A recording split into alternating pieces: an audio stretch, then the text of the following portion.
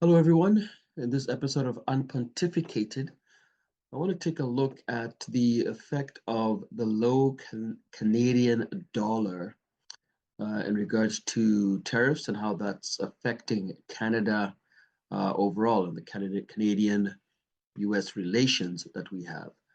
We're poised to have tariffs imposed on us soon, I think tomorrow. I don't know exactly when it's going to happen for sure and on what products for sure. We've been told on particular products, and Canada has told us what they're going to impose, what we are going to impose on the US should the tariffs actually arrive. We'll see.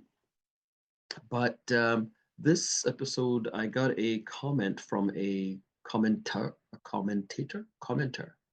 on one of my videos, and the fellow said, I found it interesting. He said, "Why is no one talking about the low Canadian dollar's role in Trump's tariffs? Trump sees the low Canadian dollar as a way Canada subsidizes goods going to the States. If the Canadian dollar was 25% stronger, we would not see tariffs. The cost of Canadian goods is cheap, and it will be marginally more to the American consumers with the tariffs. We should take a wait-and-see approach. We are assuming US importers will stop buying our goods. Our goods with the tariff cannot be replaced with US-priced goods. Wait and see." Now I see this fellow's point, and we're gonna go through another about that episode from Mr. Chang of CBC, and he does a good job of explaining the low Canadian dollar and how it affects trade, how it affects our purchasing power, and he does some mentioning as well of the effect of tariffs for as far as Canadians are concerned. So let's take it here. Just wanted to point this out that the Canadian dollar right now is currently at 68 cents. It's worth 68 US cents is what it's worth. So it has dropped at the time of this video that Andrew Chang is doing. I think it was at 72 cents and it was expected to drop. It is now at 68 cents US. Wow. The Canadian dollar now at its lowest point since peak pandemic. Before that, the last time it fell below 72 cents US was almost a decade ago. And everyone we spoke to expects it's still got further to fall. Now look, maybe you're thinking, I have no plans to travel to the US. Why do I care? But even if you never leave your neighborhood, the exchange rate absolutely affects you. So let's go through how, starting with how the dollar fell so low in the first place. There are a few things that go into how the value of a currency is determined, but at its core, it's about supply and demand. If people or businesses around the world want to buy products, stocks, or real estate from a country, they typically need that country's currency to do so. That increases demand for the currency and can drive up its value. Generally, there are two big selling features that make investors want to put their money into one country over another. One is if they believe that country's economic outlook is trending in the right direction. If the American economy is doing well, you might buy American stocks, right? And right now, there's a pretty big difference between the Canadian and American economies. It's about 4%. In Canada, it's been creeping up. Now it's 6.5%. GDP growth last quarter was close to 3% in the US. In Canada, it was around 1%. And the debt to income ratio in the United States, that's how much of your gross monthly income goes to paying debt, is around 100%. In Canada, it's 180%. Yes, that means more debt than income. You get the point. Economies unequal. But the other big reason investors might want to put money into a particular country is when it's got high interest rates. In the US, with a much stronger economy, their rates haven't moved as much. So far, they've only cut 0.75 of a percentage point off their policy rate to Canada's 1.25 percentage point. But just a few weeks ago, the entire economic landscape changed. President-elect Donald Trump has a very different economic plan than Joe Biden. He's promised to slash taxes, deregulate, boost spending, and put in some pretty hefty tariffs.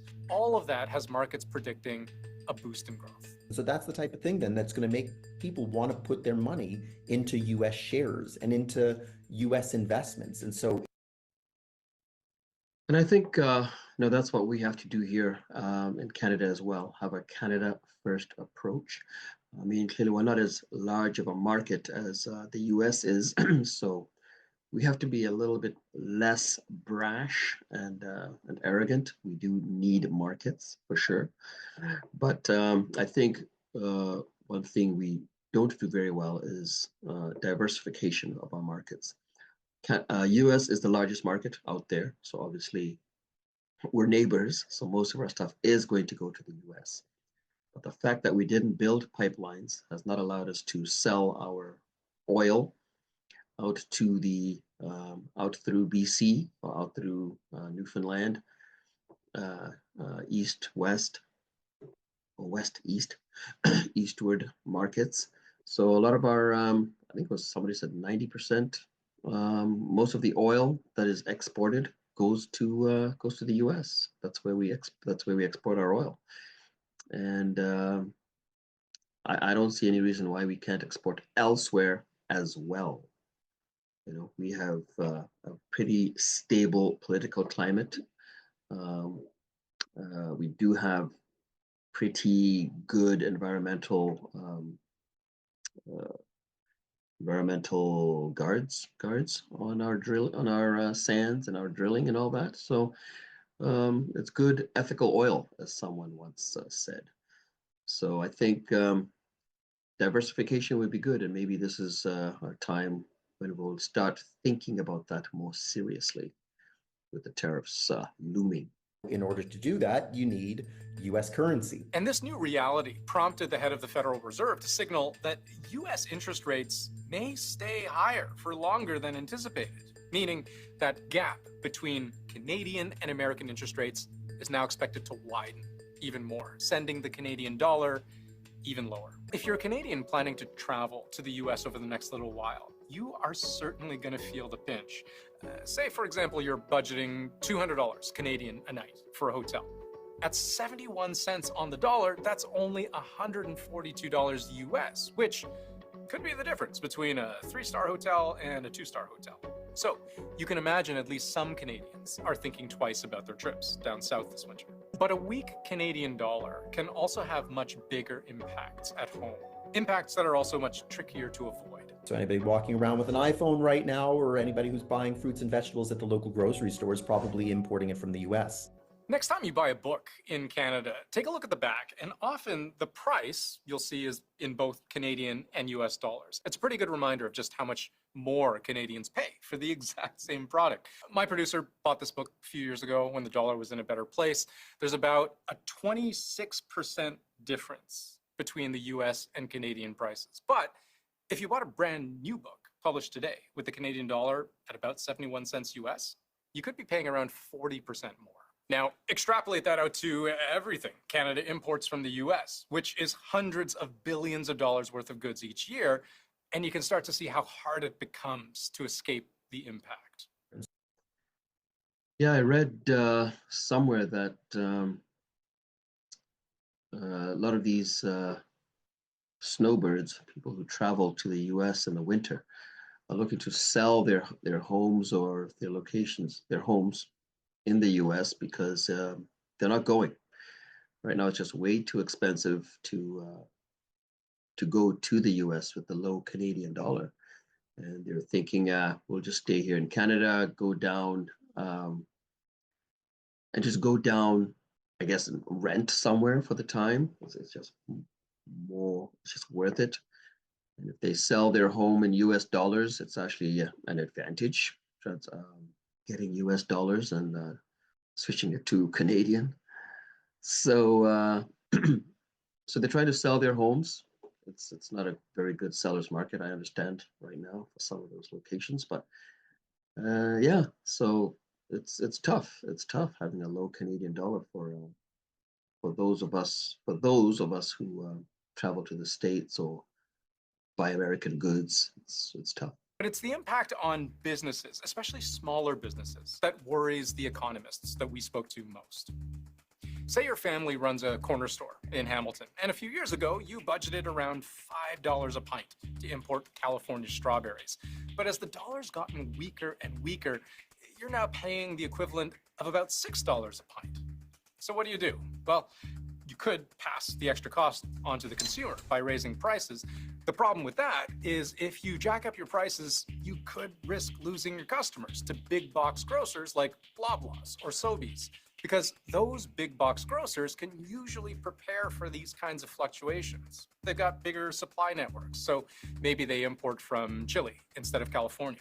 They're also able to negotiate set prices for produce, sometimes a full year out. So they can often keep the price of their strawberries relatively steady. So just think about all the North American sports leagues that have a team in Canada. All of their revenue from ticket sales, sponsorships, broadcast rights, they get all of that in Canadian dollars, but they pay their athletes in American dollars. When the Canadian dollar gets weaker relative to the US, those players' salaries can feel a lot more expensive. Now, teams also use the same kinds of hedging strategies that those big box grocery stores do, but it's still a challenge that they have to work around. Sometimes Canadian businesses just decide the best way to avoid this problem is to leave entirely. And here's the real kicker. What happens over time when things become more and more expensive? That's right, inflation. Something we're already starting to see sneaking its way back into our lives. Canadians having just gotten over inflation, starting to reckon with cost of living affordability issues, might find that these things start to creep back again. And it might actually force the Bank of Canada to slow down the interest rate cuts, pause the interest rate cuts, or worst case scenario, even start increasing interest rates again to try and keep inflation from rearing its head again. We talked about how Canadians might want to start postponing their American road trips.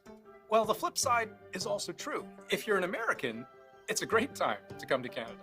How many Americans are now going to look at Banff or Mont-Tremblant or the Atlantic Canadian provinces and say, man, I always wanted to travel there. Now is a great time to do it because my American money is going to travel really far in Canada. This applies to some industries too. So say you're a production company looking to shoot a rom-com in a quiet mountain town, and you're trying to cut down on your production fees, like hotels, meals, car rentals.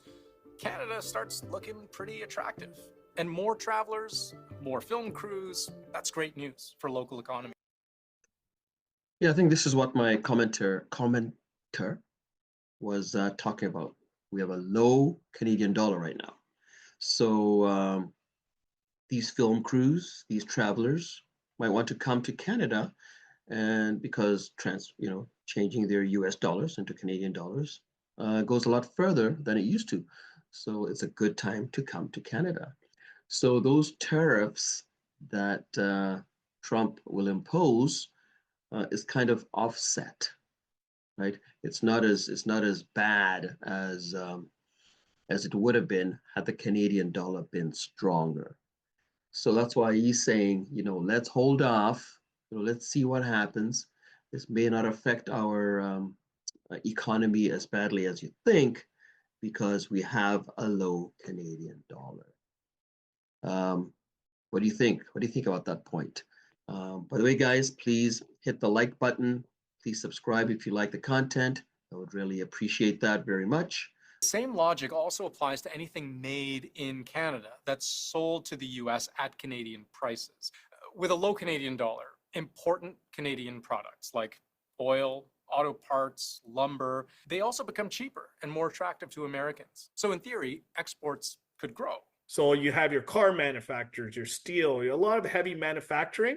If you're a US company looking to buy goods, all of a sudden you'll look more at Canada now because it's cheaper for you to do. But here's the thing.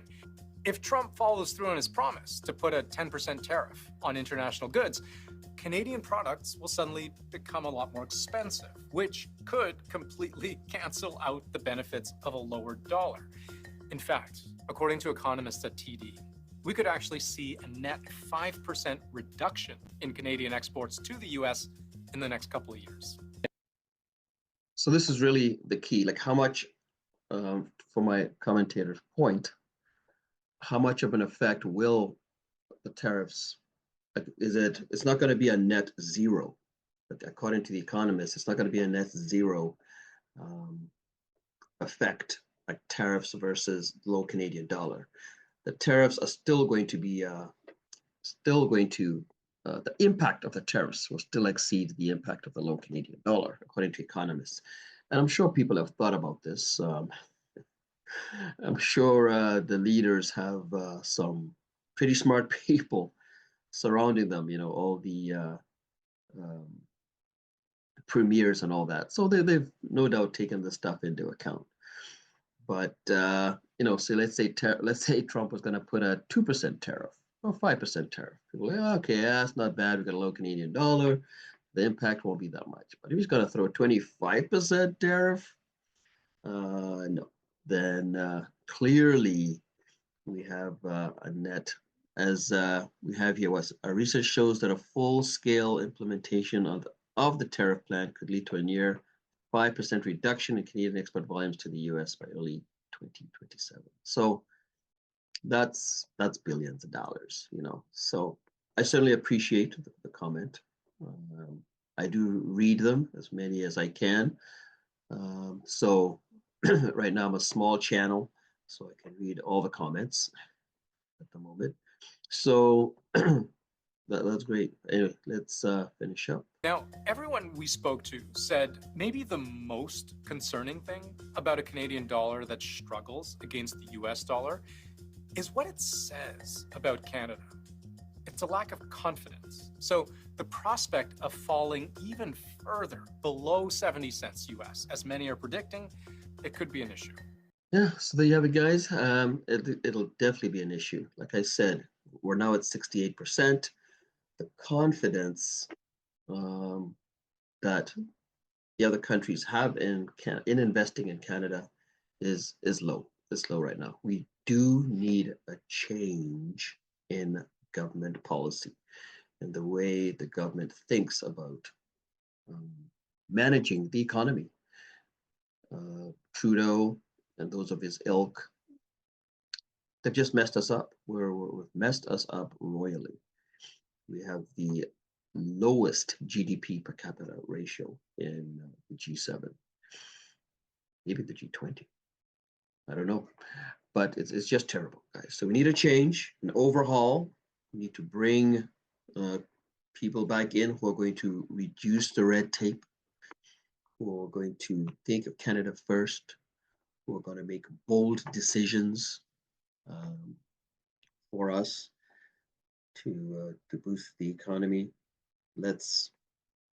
If we can build those pipelines so we can get our stuff to different markets, then let's do it. Let's do it. Anyway, so what do you guys think? I think a low Canadian dollar